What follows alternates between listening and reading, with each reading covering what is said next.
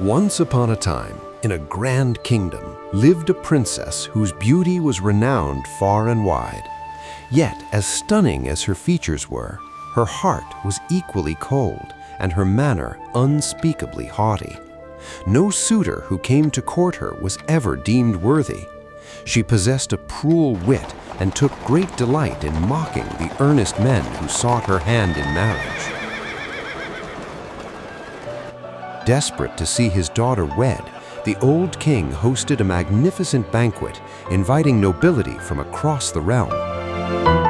The suitors stood in a long, hopeful line, but the princess paraded past them with her nose turned up in disdain.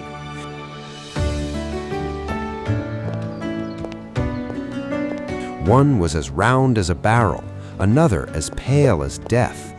When she reached a noble king standing near the front, whose chin was slightly crooked, she burst into cruel laughter.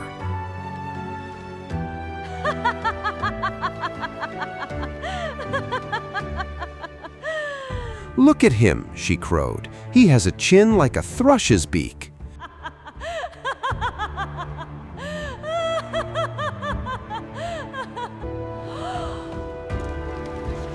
From that day, the good monarch was mockingly dubbed King Thrushbeard.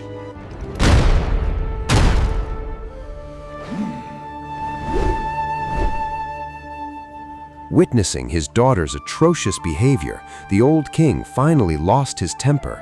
His face flushed with rage, he swore a solemn oath. "I swear by my crown, you shall marry the very first beggar who comes to my door."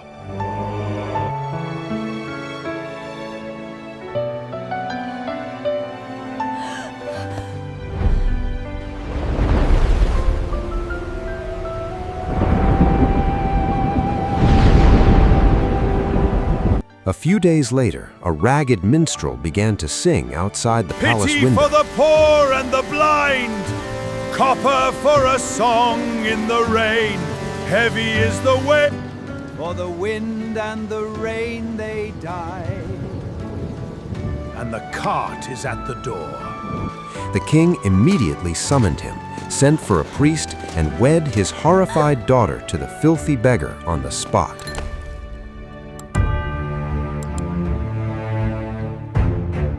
I now pronounce you husband and wife. A beggar's wife has no place in my castle. Be gone. Go! Leave this castle and never return!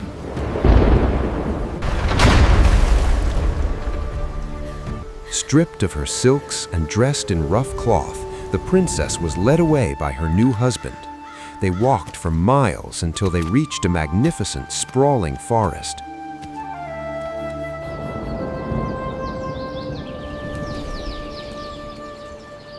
"Whose beautiful forest is this?" she asked softly.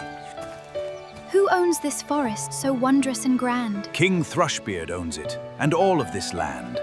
The beggar replied, "It belongs to King Thrushbeard.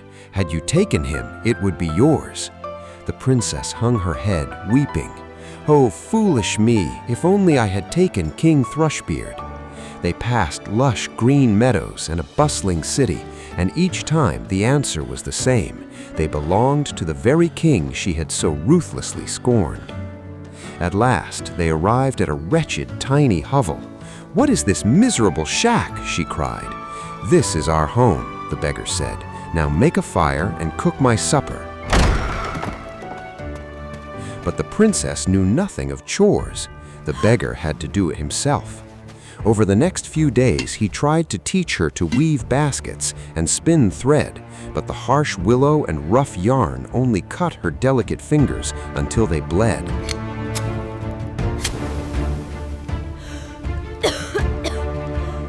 "You are useless," he sighed. "I will buy some earthenware pots. You must sit in the market and sell them." Terrified of being recognized, she sat in the market corner. To her surprise, people eagerly bought from the beautiful woman, but her success was short-lived. A few days later, a drunken hussar came galloping through the market.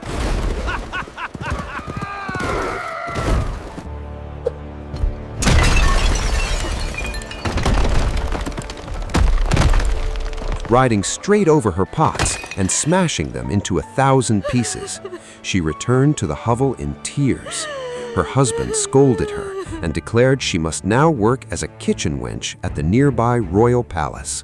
You must work for your bread here. Look at the home you threw away.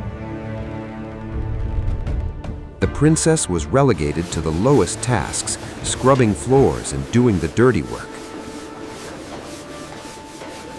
To survive, she tied small jars inside her pockets to smuggle home leftover kitchen scraps.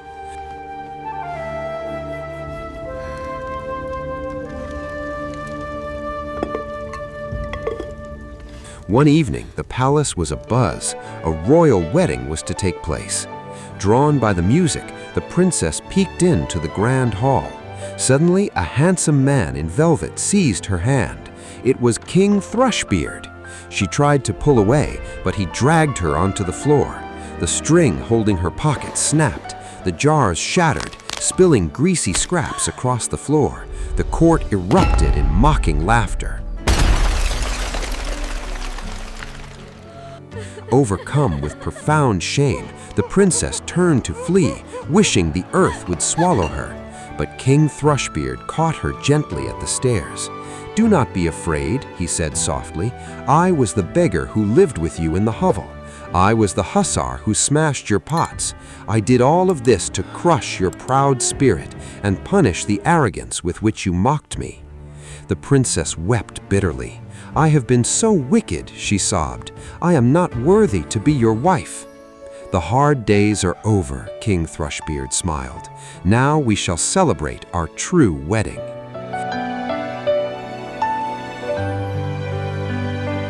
Her father and his court appeared, rejoicing. The princess was dressed in royal finery, her foolish pride finally replaced by humility, and her true happiness began.